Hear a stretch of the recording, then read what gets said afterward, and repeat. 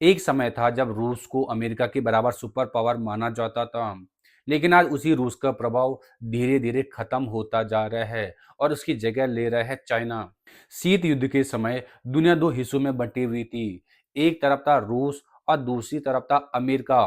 उस दौर में रूस जो भी कदम उठाता उसका असर पूरी दुनिया पे पड़ता था।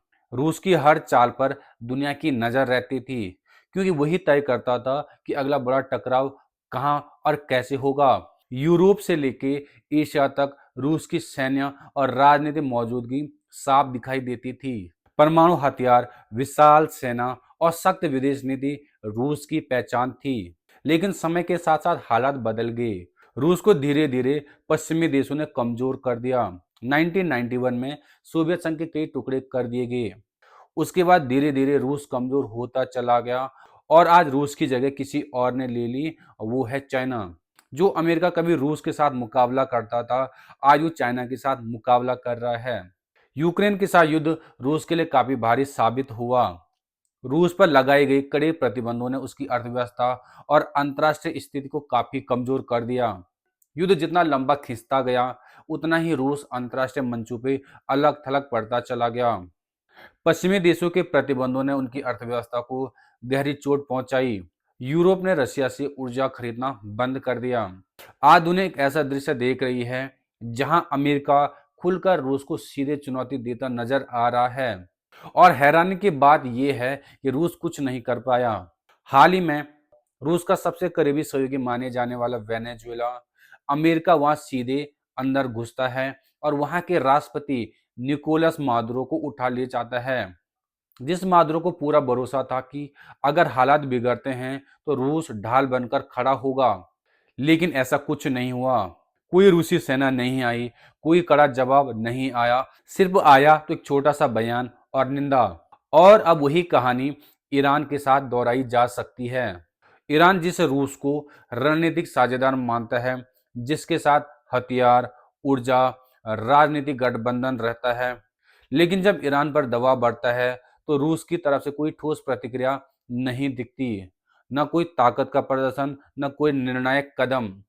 ये सब देखकर एक सवाल अपने आप उठते हैं, क्या रूस अब पहले जैसा रूस नहीं रहा? एक समय था जब रूस का नाम ही अमेरिका के लिए चेतावनी हुआ करता था। आज वही रूस अपने सबसे करीबी साथियों को खुद के भरोसे छोड़ता दिख रहा है। ये कमजोरी सिर्फ सैन्य नहीं बल्कि वैश्विक प्रभाव की कमजोरी है। जहां रूस फैसले बदलता था, आज वही हालात को देखते हुए खामोश रहने को मजबूर है।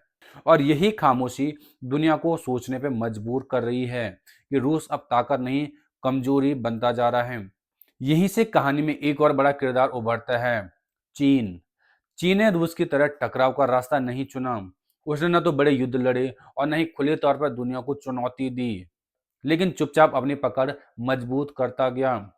चीन ने समझ लिया कि 21वीं सदी में असल ताकत टैंक और मिसाइल में नहीं बल्कि फैक्ट्रियां, बंदरगाहों, कर्ज और निवेश में है। अफ्रीका में सड़कें और रेलवे लाइनें बनती हैं तो उसके पीछे चीन होता है। एशिया में मैन्युफैक्चरिंग का केंद्र चीन बन चुका है। यूरोप तक में चीन निवेश पहुंचा चुका है। चीन ने दुनिया को हथियार से नहीं बल्कि पैसे से बांधने की रणनीति अपनाई। जहां रूस युद्ध में उलझा रहा, वहीं चीन व्यापार के जरिए अपनी मौजूदगी बढ़ाता गया। इस बदलाव का असर पूरी दुनिया पर दिख रहा है। अमेरिका अब रूस से नहीं बल्कि चीन को अपना सबसे बड़ा प्रतिद्वंदी मान रहा है। यूरोप रूस से दूरी बना रहा है। छोटे और विकासशील देश चीन के साथ निवेशक और भागीदारी के रूप में देख रहे हैं। वैश्विक मंचों पर फैसला लेने की क्षमता धीरे धीरे चीन की ओर झुकती दिख रही है। लेकिन यह कहना गलत होगा कि रूस पूरी तरह खत्म हो गया है। उसके पास आज भी सैन्य ताकत है, परमाणु हथियार है और क्षेत्रीय प्रभाव भी है। लेकिन यह उतना ही सच है कि अब दुनिया सिर्फ हथियारों की नहीं सुनती, आज दुनिया उस देश की सुनती है जो अर्थव्यवस्था, तकनीकी और व्यापार को नियंत्रित करता है। और यही वजह है मौजूदा दौर में ऐसा लगता है कि रूस की जगह नहीं बल्कि भूमिका बदल रही है। वही चीन उस खाली जगह को बहुत ही शांत और रणनीतिक तरीके से भर रहा है, बिना गोली चलाए, बिना शोर मचाए। आज का निष्कर्ष बिल्कुल साफ है, रूस लड़कर अपना वजूद बचाता है, जबकि चीन निवेश करके अपना प्रभुत्व बना रहा है। आने वाला समय शोर का नहीं बल्कि रणनीति की जीत का है और इस खेल में फिलहाल बढ़त चीन के पास दिखाई दे रही है।